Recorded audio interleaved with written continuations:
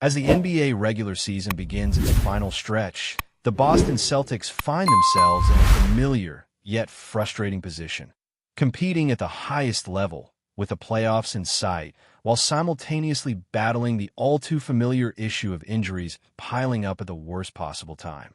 And unfortunately for Celtics fans, Jaylen Brown has become the latest casualty. He's now missed 3 consecutive games. And just when it felt like Boston was gearing up for a dominant push toward the postseason, they've been dealt another setback. So what's really going on with Jaylen Brown? And when can we realistically expect to see him back on the court? It's a crucial moment for Boston. The team isn't just trying to hold on to one of the top spots in the Eastern Conference. They're still very much in the race for the number 1 seed. Every win matters, every loss stings a little more, and every player counts.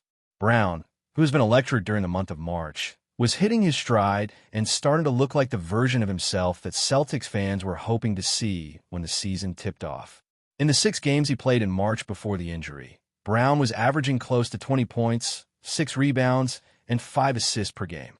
He was shooting around 40% from the field, and although his three-point shooting remained inconsistent, he was leaning into his physicality, using his strength and quickness to attack the rim rather than settling for shots behind the arc. It was the kind of shift in mindset that fans and analysts alike had been waiting to see: less hesitation, more aggression, and smarter decision-making on the floor. But all of that momentum came to a screeching halt during a game against the Brooklyn Nets. Late in the third quarter, Brown went down. He didn't return for the fourth, and not long after, the Celtics released an official update.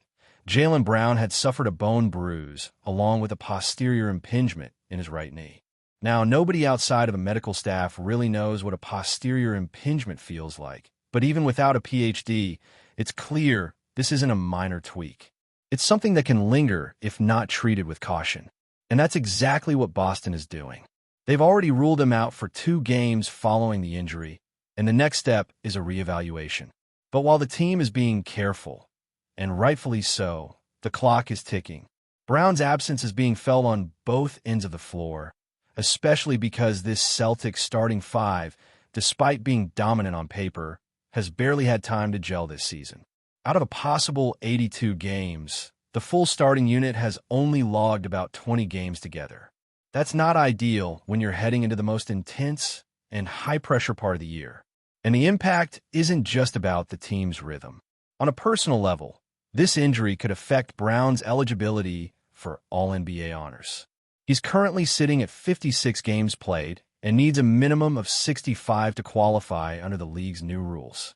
With only a handful of games left, and with 2 already missed plus more potentially on the way, that margin for error is razor thin. It's not the number 1 priority for the team, obviously, but for a player like Brown, who's had an incredible bounce-back year and was arguably snubbed from last year's All-NBA selections, this accolade matters.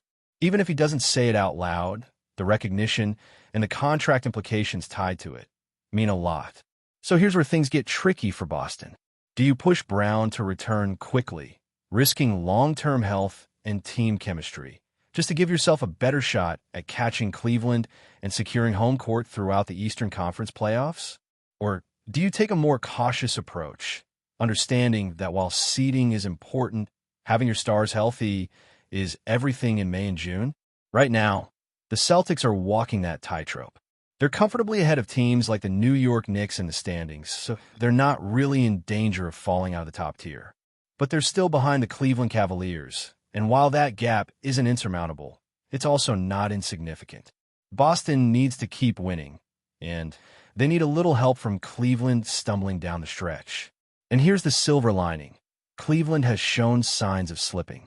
They've lost 4 of their last 5 games, with most of those coming on the road. That's been a trend all year. Cleveland has one of the best home records in the league, but they've struggled away from their own arena. Boston, on the other hand, has proven they can win on the road, which could be a key advantage as the regular season winds down. If the Celtics can stay hot and the Cavaliers keep dropping games, that number 1 seed could still be within reach. But that's a big if, and it all loops back to health. Not just for Jaylen Brown, but for the entire roster. This is the moment where coaching decisions become chess moves. Joe Mazzulla has to decide when to push his guys and when to pull back. The Celtics have enough depth to survive the final stretch without playing their stars 40 minutes a night, but they also know that momentum heading into the playoffs can make or break a championship run. Boston fans have seen it before, injuries derailing a title-contending season. That's why every update on Brown's condition feels like a mini breaking news alert. Because it's not just about one player. It's about timing, chemistry, confidence, all the intangible things that matter just as much as points per game and defensive ratings. And let's be honest, Brown has been the heart of this team just as much as Jason Tatum. He brings that edge, that toughness, and that ability to take over a game when everything's on the line. When he's clicking, the Celtics play with a different swagger. And without him, even with Tatum doing his thing, it feels like something's missing. So for now, Boston fans will hold their breath and wait for that Monday reevaluation. The hope is that it's just a bruise, that a little rest will go a long way, that Brown can return with enough time to ramp up before the real battle begins. Because when the playoffs arrive, you need every piece in place. And Jaylen Brown isn't just a piece, he's a cornerstone.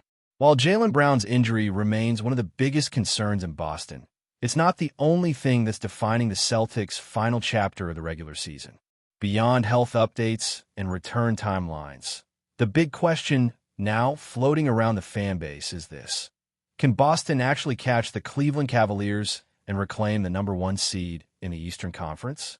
For a team that's spent a good portion of the year playing catch-up, the Celtics are finally building the kind of momentum that makes you believe again. They've rattled off 5 straight wins, and 4 of those came on the road, something not many teams in the league can pull off with consistency. It's a stretch that's quietly reignited the belief that Boston isn't just a contender. They're a real threat to storm through the East if things break their way. And when you look at Cleveland's recent form, there's even more reason for optimism. They've dropped 4 of their last 5 games. And what's more telling is that these losses came while the Cavs were nearly at full strength. Donovan Mitchell, Darius Garland, Jarrett Allen, they're all playing. But the road has not been kind to them. That's been the defining contrast between Boston and Cleveland all season long. While Cleveland has dominated at home, their road record is shaky. Meanwhile, Boston has proven to be road warriors, with a poise and confidence that travels well. That road dominance matters, especially in the playoffs where seeding dictates home court. The Celtics know better than anyone what it means to play a Game 7 on the road, and they'd love to avoid that scenario this time around. If Boston finishes first in the East, every series runs through TD Garden. That's the kind of advantage that swings tight series, and it's something this squad absolutely wants in their pocket. But the margin for error is slim. The Celtics are still several games behind Cleveland, and with only around 10 games left, perfection isn't just preferred, it's required. Boston has to win out or come incredibly close, and they need the Cavaliers to keep sliding. It's a tightrope walk between urgency and caution. You want to make a final push, but you also can't afford to burn out or, worse, suffer another injury. That's why every minute rotation, every substitution pattern, and every night off is being calculated carefully by the coaching staff. Joe Mazzulla and his crew are under pressure, and these are the moments that test a coach's instincts. Do you prioritize chemistry by playing your starting 5 more often, even if they're slightly banged up? Or do you lean on your depth, give your stars rest, and hope the second unit can hold the fort? These aren't easy questions, especially when you're chasing a team like Cleveland that's still very much in control of its own destiny. And yet, there's a different energy around Boston right now. It feels like the switch has flipped. Jason Tatum is locked in. Derek White is quietly having one of the most complete seasons of any guard in the league. Kristaps Porzingis has shown flashes of exactly why the Celtics took the gamble to bring him in. This team, when healthy, has one of the most balanced rosters in the league. Offensively versatile, defensively gritty, and filled with players who've been through deep playoff runs before. But again, it all comes back to health. That's why the next few games are so tricky. You want to win, you want to chase that top seed, but not at the cost of showing up to the postseason with key players dragging themselves into Game 1. That's where guys like Brown, Robert Williams, and even Al Horford have to be managed carefully. One bad step, one overextended game, and it could undo an entire season of work. Boston isn't just fighting for standings, they're fighting for rhythm. That's the element that gets lost in all the playoff hype. It's not just about who's seeded where, it's about how you're playing when you enter the postseason. A first-round series could be a grind or a breeze, depending on your chemistry and confidence. That's why the team desperately needs Jaylen Brown to be back, not just to win games, but to get back in sync with the core unit before the pressure cranks up. And look, even if Boston finishes second in the East, that's not a death sentence. This team is built for deep playoff runs regardless of seeding. But there's no denying that home court changes the equation. Facing a team like Cleveland or even Milwaukee in a potential Game 7 at home versus on the road, that's a difference you feel in your bones. And the Celtics know it. There's also something to be said about the psychological edge. Finishing first in the East sends a message. It reaffirms that this team is the class of the conference. It puts pressure on everyone else. It gives the locker room an added layer of belief. Because for all the talent and experience Boston has, belief is still everything in this league. You win titles not just with skill, but with conviction. So here we are, staring down the final stretch, and every game matters more than the last. The Celtics are playing their best basketball at the right time. They're finding ways to win on the road. They're grinding out victories, even with key pieces missing. And while the health of Jaylen Brown is still a looming concern, there's hope that he can return in time to shake off the rust and get locked in for the playoff push. And let's not forget, Boston's schedule, while filled with travel, isn't as brutal as it could be. Outside of a late-season matchup against the New York Knicks, most of their upcoming opponents are manageable. If the Celtics stay focused and avoid underestimating anyone, there's a real opportunity to rack up wins and keep the pressure on Cleveland. But this final sprint isn't just about standings. It's about identity. Who are the Celtics heading into the postseason? Are they the team that dominated stretches of the regular season with suffocating defense and elite ball movement? Or are they a talented but inconsistent squad that lets key opportunities slip through the cracks? We're about to find out. Because over the next 10 games, everything matters. Every quarter, every substitution, every decision. Boston doesn't just need wins. They need clean, complete performances. They need to show that they can execute under pressure, even without their full lineup. They need to build the kind of momentum that teams fear heading into the playoffs. And maybe, just maybe, that momentum ends up being the thing that pushes them past Cleveland. Maybe the Cavaliers continue to stumble. Maybe Boston finishes the season on an 8 or 9 game winning streak. Maybe Jaylen Brown returns just in time to deliver a couple of statement performances that remind everyone who he is. It's all on the table. And it's all going to come down to how this team finishes. Because in the NBA, how you end is often more important than how you start. So buckle up, Celtics Nation. The ride to the postseason is about to get wild. But before we continue, please remember to subscribe to the channel and give the video a like. Your support helps us keep bringing you the latest news about the Boston Celtics. Feel free to share your thoughts on the news in the comments as well. What if one of the NBA's most formidable forces changed his jersey next season? Kevin Durant, a player synonymous with dominance, rings, and accolades, could be making a shocking move to the Boston Celtics.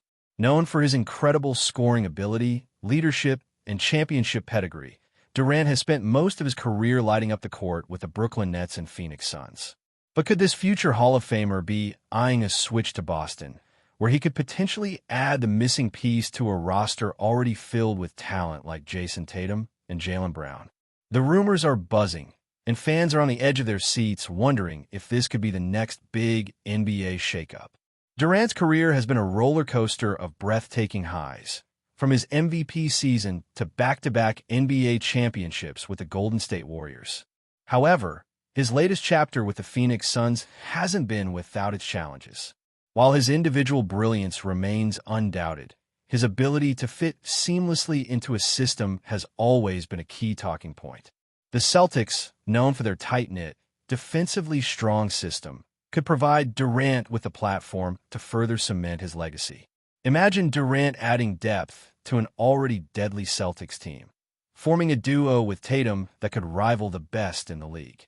The excitement around this possibility is palpable, with fans and analysts alike eagerly awaiting any confirmation. But what's the reality behind these rumors? While Boston's front office would undoubtedly consider such an acquisition, the logistics of securing Durant, considering his hefty contract and the Suns' ambitions, make this a complex scenario. If the Celtics were to make a move, it would likely require a significant trade package that could alter the team's future. With the Celtics already in title contention, do they gamble on Durant's star power, or is this just another tantalizing rumor that fans should treat with caution? Whatever happens, the speculation surrounding Durant's next move is enough to keep the NBA world on edge. That's it for this update. If you enjoyed the video and want to keep receiving exclusive news about the Boston Celtics, please subscribe to our channel and give the video a like. We always appreciate your comments and opinions. See you in the next video.